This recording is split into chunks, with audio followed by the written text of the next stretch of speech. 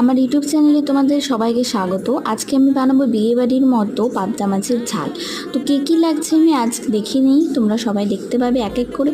পাবদা মাছগুলোকে ভেজে আমি আলাদা পাত্রে উঠিয়ে নেব। এরপরে আমি কালো জিরা দেবো, তারপরে কিছু পরিমাণ আদা কুচি দেবো এবং তার মধ্যে আমি দেবো টমেটো কুচি। তোমরা টমেটো বাটা চাইলেও দিতে পারো, বা লাল কালারের জন্য আমি দিতে পারি হলুদ, লঙ্কার গুঁড়ো, নুন। এগুলোকে ভালো করে কষিয়ে নেবো যাতে কাঁচা গন্ধ না করে। এরপরে পোস্ত সর্ষে বাটা আমি দিয়ে দেবো ভালো।